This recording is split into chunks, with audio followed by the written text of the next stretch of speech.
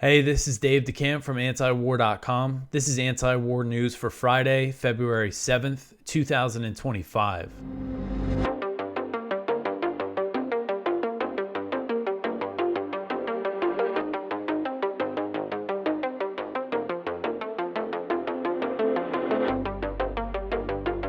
All right, the first story at the top of antiwar.com today. Trump says Israel will hand Gaza to the U.S. after fighting. So President Trump on Thursday continued to push his idea of a U.S. takeover of Gaza, claiming Israel would hand over the territory to the U.S. at the conclusion of fighting and insisting the occupation would not require U.S. troops. So he wrote on Truth Social, quote, "The Gaza Strip would be turned over to the United States by Israel at the conclusion of fighting," end quote. So here's the concerning thing here is that he's suggesting that fighting, which means bombing and the siege and the demolitions and the slaughtering of women and children, he's suggesting that might continue soon because this just does not bode well for the ceasefire. And Israel, of course, has failed to dismantle Hamas, and U.S. intelligence believes that the Palestinian group had even replaced most of its fighters that it lost in that time. So that means even though Gaza has been reduced to rubble, Israel would still face stiff resistance if it attempts to conquer and ethnically cleanse the Gaza Strip. There was a report from Axios recently that Israeli officials said Netanyahu was looking for U.S. support to restart military operations, and they said they would expect it to last about at least a year in order for them to dismantle Hamas. Realistically, it could last much longer than that, and this could just turn into what it was for the 15 months, except now the infrastructure is even worse than it was, and just so many civilians would continue to be slaughtered. So in his post on Truth Social, Trump also called for the resettlement of Palestinians in Gaza, and he referred to Senator Chuck Schumer as a Palestinian, something he first did while on the campaign trail over Schumer's calls for elections in Israel. So this is Trump using Palestinian basically as a slur. This is something he did. Again, I think he did it with somebody else, but Chuck Schumer, he said, "Oh, he's like a Palestinian." He's called because he called for elections in Israel. I mean, you imagine a U.S. politician using Israeli or Jew as a slur. So the president wrote, quote, "The Palestinians, people like Chuck Schumer, would have already been resettled in far safer and more beautiful communities with new and modern homes in the region. They would actually have a chance to be happy, safe, and free. The U.S., working with great development teams from all over the world, would slowly and carefully begin the construction of what would become one of the greatest and most spectacular developments of its kind on Earth. No soldiers by the U.S. would be needed. Stability for the region would reign," end quote. So it doesn't really make sense. I mean, even if Israel does say they kill everybody or expel everybody and then give it to the U.S., I mean, the U.S. would still need troops there to guard it and the territory. So anyway, and what he's suggesting here, it again sounds like a permanent expulsion of Palestinians. He's saying, oh, they're going to be in these beautiful communities, these great places elsewhere in the region, implying that it would be permanent, despite the White House kind of walking that back, and Marco Rubio also saying the idea is temporary relocation. I mean, still not, I don't think this is a realistic thing. It just doesn't really make sense. But again, the concerning thing here is that he's sounding like he's about to back Israel restarting this thing in Gaza. And of course, that means they would need U.S. weapons, intelligence, and other types of support. All right, so the next one here, the Israeli defense minister orders military to prepare for the departure of Gaza Palestinians. So Israeli Defense Minister Israel Katz on Thursday ordered the military to prepare for the voluntary departure of Palestinians from Gaza, as Israeli officials are hoping to pursue ethnic cleansing following Trump's proposals for Gaza. Katz said, quote, "I have instructed the IDF to prepare a plan that will allow any Gaza resident who wishes to leave to do so to any country willing to receive them, end quote. The Times of Israel reported that Katz held a meeting with Israeli military officials to assess how to get Palestinians out of Gaza in line with Trump's proposal. Katz said that the plan will include exit options via land crossings, by sea, and by air. He said Palestinians should go to Western countries that have been critical of Israel's genocidal tactics in Gaza. He's saying send them to the West. And of course, he's calling it voluntary. There's nothing voluntary about this. Many Palestinians don't want to leave, even in the situation that they're in now. But if some do choose to leave, and I'm sure some would, it's for their survival because of what the U.S. and Israel has done to Gaza, and then they act like somehow this is a voluntary thing. They're going to try to help out the Palestinians here. So Katz said, quote, countries such as Spain, Ireland, Norway, and others which have falsely accused Israel over its actions in Gaza are legally obligated to allow Gazans to enter their territory. Their hypocrisy will be exposed if they refuse. Meanwhile, countries like Canada, which has a structured immigration program, have previously expressed willingness to take in residents from Gaza, end quote. So he's saying, send them to the West. I mean, it's really something. And this is something I always try to, when they say things like this, I show to my Trump supporting friends, my, MAGA friends who want to crack down on immigration, say that the Israelis want to send the Palestinians to the West. They want to send them to the U.S. I mean, we've seen, he didn't explicitly say the U.S., but Danny Danon, who's the Israeli ambassador to the UN at the moment, when he was a Likud MK, if you remember this, he wrote an op-ed in the Wall Street Journal with another member of the Knesset arguing that the West should absorb Palestinians, saying how the U.S. and Europe take war refugees, so why not take the Palestinians? And then I just get into in this article how Katz and other Israeli officials frame this as voluntary migration, even though it's just completely absurd to call it that. So this is, a consequence. You see a lot of people saying, oh, Trump's just negotiating. He's just floated the deal out. He hasn't done anything yet, but he's clearly emboldening the Israelis. He's threatening the ceasefire in a big way. And I mean, you have the Israeli military now talking about expelling Palestinians from Gaza. That's what this is. That's what they're talking about here. All right, so the next one here, Trump signs order imposing sanctions on ICC for Israel. So on Thursday, President Trump signed an executive order to impose sanctions on the International Criminal Court, the ICC, over its investigations into Israeli war crimes. So Trump actually sanctioned the ICC, which is based in The Hague, during his first term over an ICC investigation into war crimes committed by all sides, including the U.S., in Afghanistan. The Biden administration reversed those sanctions in 2021. They supported the ICC against Russia, but then when the ICC started investigating Israel, they got very upset. And basically the Biden administration was saying they were ready to sanction the ICC.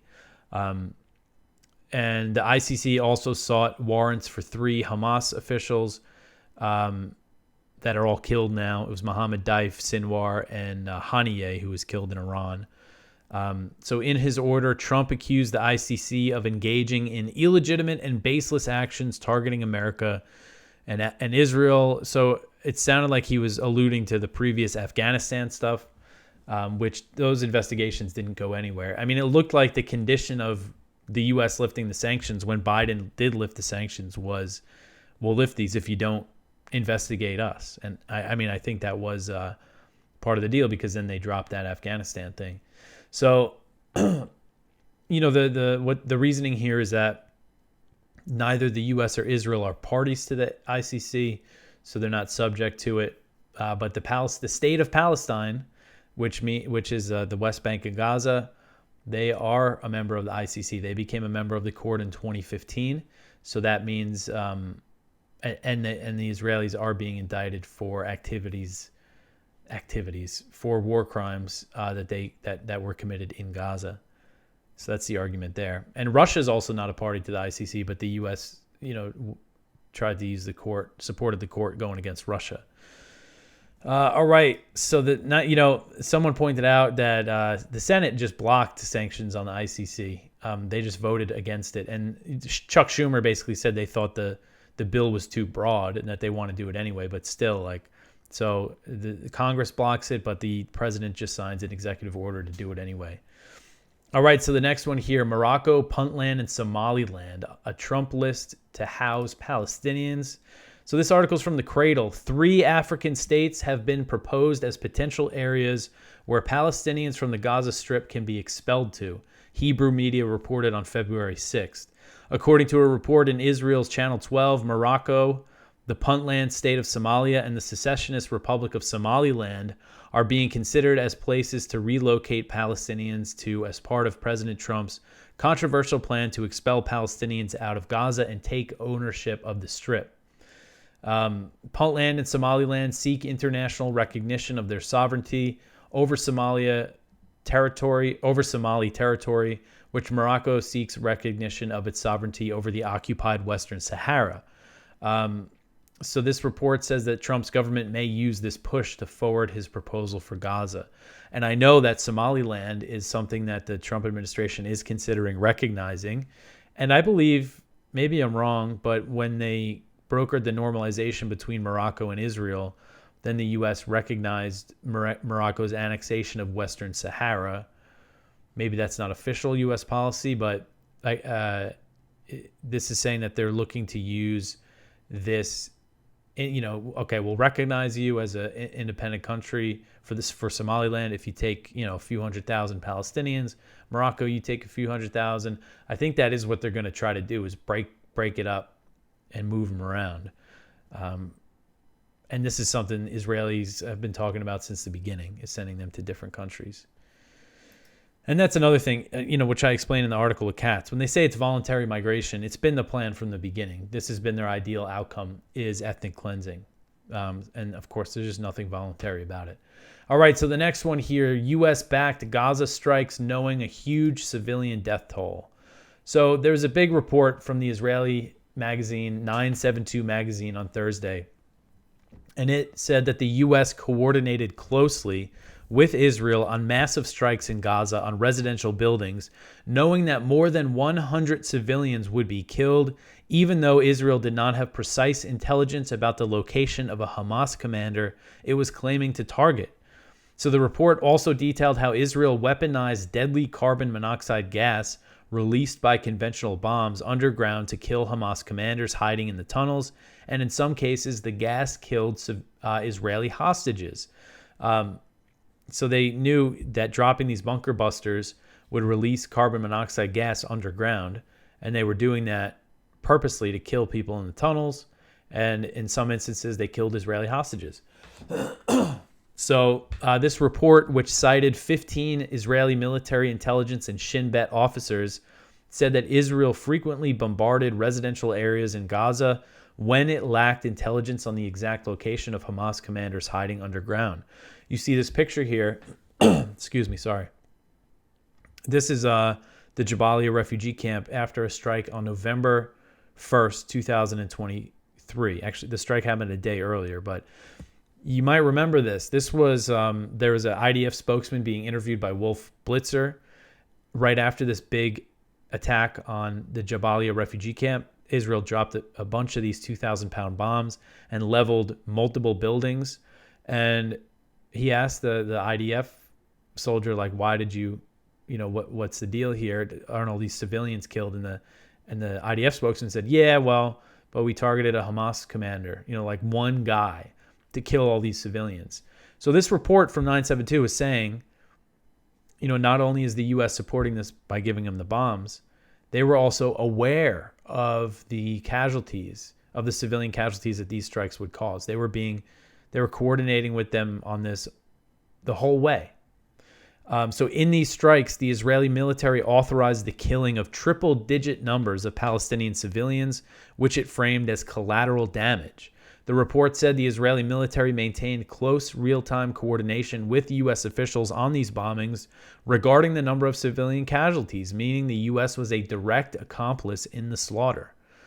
The Israeli military developed a process known as tiling, where they would drop massive 2,000-pound bunker-busting bombs on civilian areas above tunnels where they believed a Hamas commander might be located, but were not sure of the exact area. So basically they said, oh, the Hamas guys in this general area, there's these tunnels in this part of Gaza.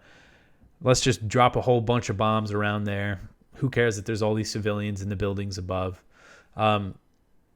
The report said that this partial intelligence picture led to instances in which the army dropped bunker buster bombs that killed scores of Palestinians while the target underground survived. One of the most infamous of these types of strikes was the bombing, which I just mentioned, on the Jabalia refugee camp on October 31st, 2023. This report says that Herzi Halevi, the IDF chief of staff, personally approved this strike, knowing that it would kill hundreds of Palestinian civilians. And that means, again, the U.S. knew this as well. A source told 972 that the permissible number of civilian casualties was set at around 300 to kill a single Hamas battalion commander. And I mean, a battalion commander isn't even that high level. And one source said a whole neighborhood died for this guy. Ibrahim Biari was his name. And the bombing leveled at least 12 residential buildings, and the bodies of 126 Palestinians were dug out of the rubble, including 68 children. And I think there's a chance that they didn't get all the bodies out of this. The 972 report said that while it was never official Israeli policy that all Palestinians in Gaza were responsible for enabling Hamas and the October 7th attack, they said it was present in the hallway conversations and coffee breaks, basically saying that was the prevailing thought among the Israeli military was it's all the civilians' fault as well, which obviously, considering what Israel has done, obviously this is collective punishment. The report noted that while the Israeli accusation is that Hamas purposely places its tunnels under densely populated civilian areas, which Hamas denies, the Israeli military also has underground facilities near residential areas in Israel. So this was something that was good to point out, that Israel has underground military facilities in Tel Aviv, in other parts of Israel too, I think. And this human rights lawyer that was quoted makes the point: would anybody accept dropping a whole, because nobody knows exactly where the underground facility is.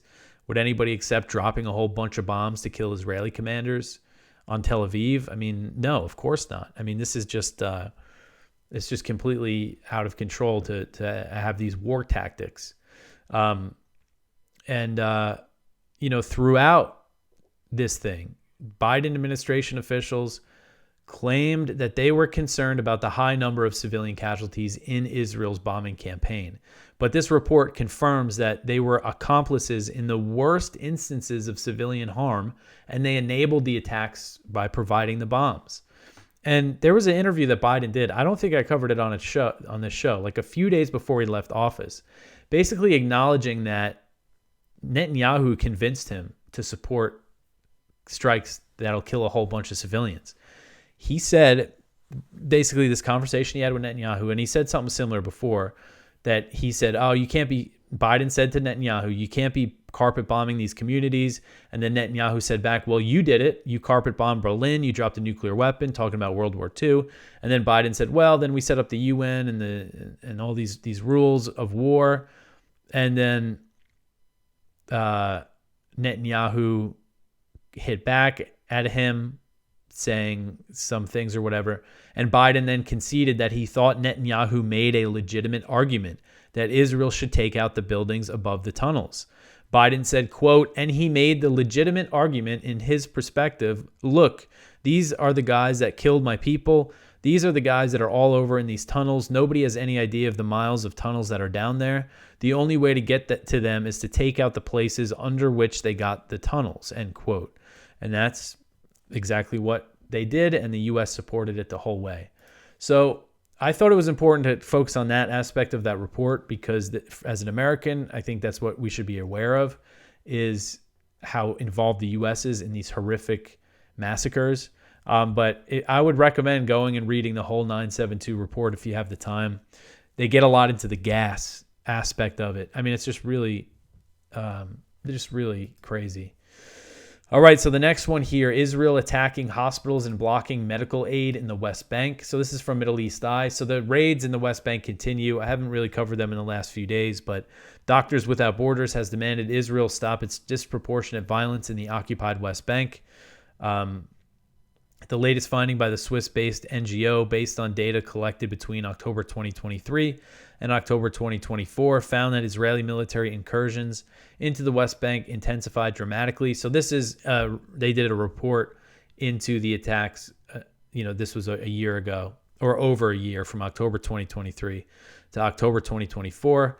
And it says, quote, MSF teams have witnessed the aftermath of several incursions where military operations target and destroy critical utilities, including water systems and electrical networks, thus creating long-lasting medical and humanitarian impacts on Palestinian communities and obstacles to reaching healthcare facilities or the movement of ambulances, end quote.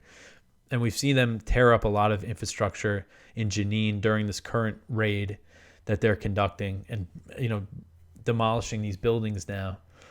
All right, so the next one here, Turkish military bases in Syria are being considered. So this one's from Jason Ditz. With Turkey focused on long-term goals in Syria that involve continuing to oppose Kurdish autonomy in the northeast, there are growing numbers of reports from Turkish officials that plans are being considered to establish new military bases inside Syrian territory.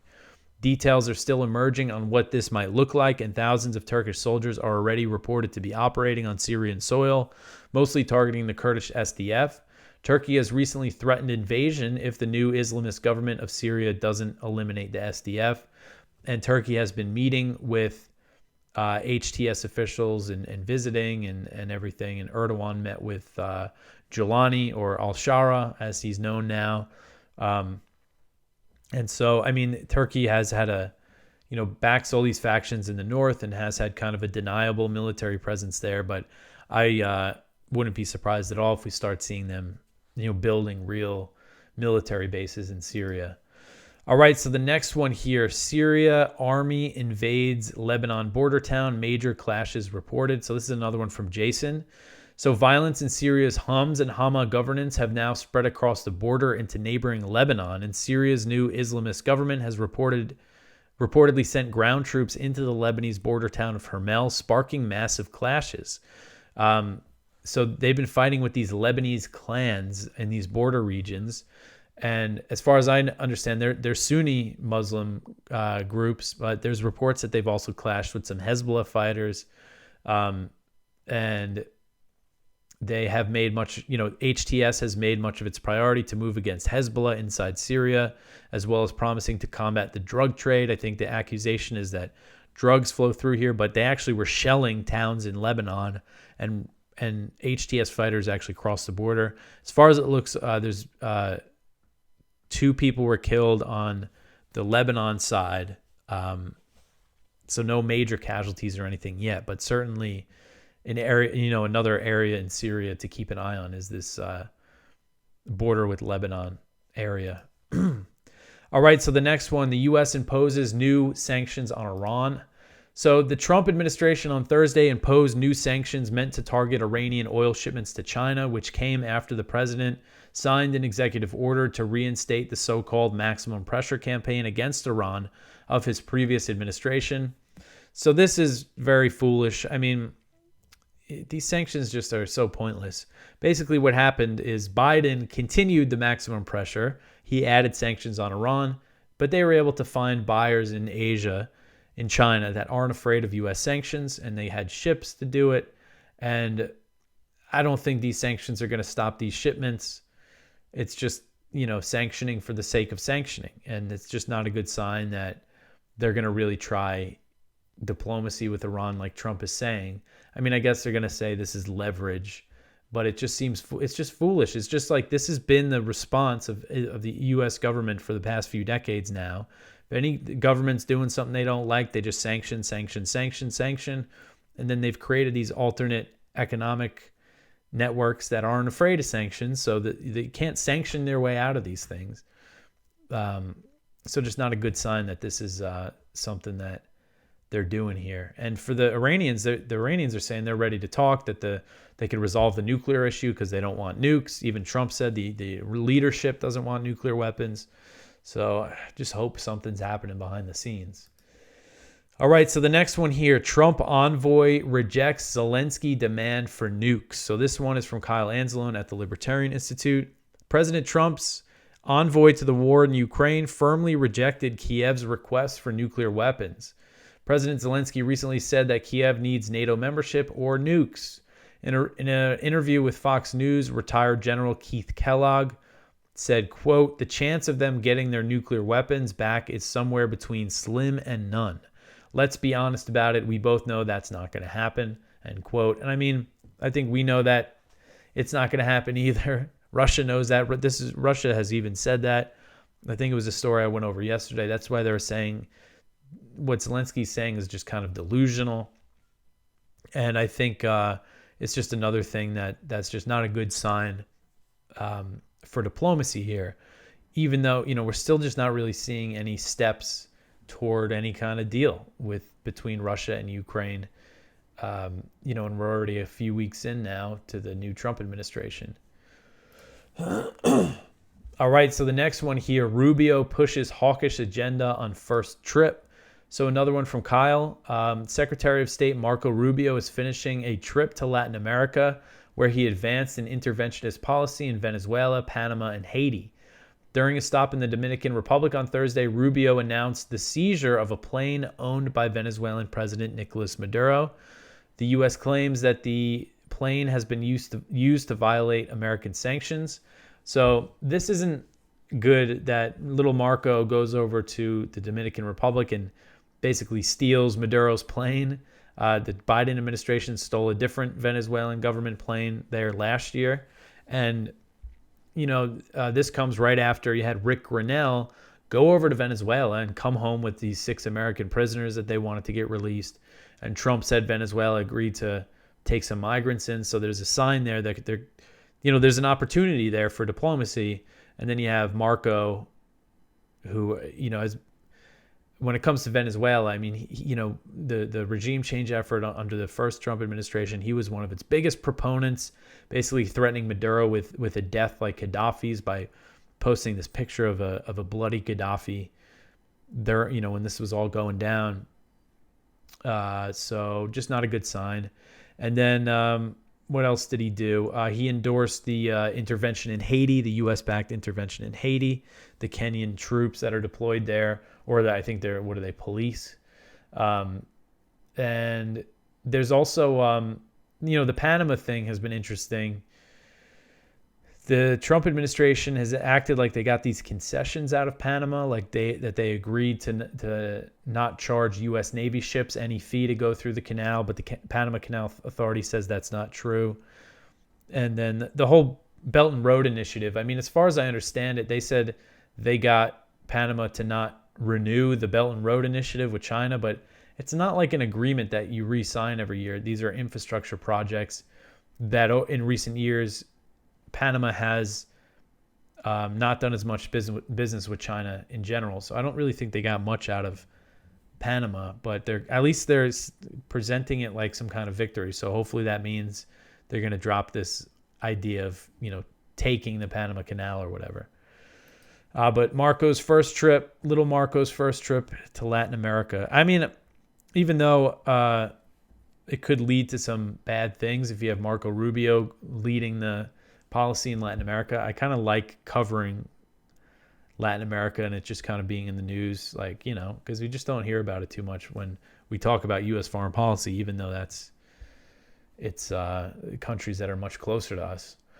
All right, so the next one here, the last story, Trump to cut nearly 10,000 USAID employees. So Reuters reported on Thursday that the Trump administration will only keep 294 out of 10,000 employees of the U.S. Agency for International Development, USAID, as part of an overhaul of the agency. Sources familiar with the situation told Reuters that some employees have already begun receiving termination notices. Out of the 10,000 employees, about 60% are based outside of the United States. So the pause on foreign aid and overhaul of USAID has highlighted the agency's role in destabilizing activities across the world, which includes advancing regime change efforts by funding opposition groups and media outlets in other countries. So this does sound like they're really dismantling it if they're going to be getting rid of this many employees. But Rubio, he had some comments about it on Wednesday about U.S. foreign aid, saying that it's not going away, that foreign aid's not going away. He said, quote, "The United States is not walking away from foreign aid. It's not. We're going to continue to provide foreign aid and to be involved in programs, but it has to be programs that we can defend. It has to be programs that we can explain," end quote. So big cuts, which is good. I mean, I think USAID should be completely abolished. And let's hope that kind of the more pernicious stuff, the real interventionist regime change stuff is what gets cut here. All right, so that is it for the news for today. Please go check out our viewpoints. One from James Carden, "The American Brezhnev era is over." One from David Stockman, "Slashing Foreign Aid Redux." One from Medea Benjamin and Nicholas J.S. Davies, "Moving from a doomsday clock to a peace clock." One from Judge Napolitano, "Tariffs and the Constitution." And our spotlight from Paul R. Pillar, "Trump's Gaza plan is not America first." So please go check all of that out. Lots of stuff. Been very busy lately. You could always support us by sharing this show. Tell your friends about antiwar.com. Like, subscribe, follow us on social media. This is the last show of the week, so that means I will talk to you after the weekend. I hope everybody has a good one. Thanks for listening.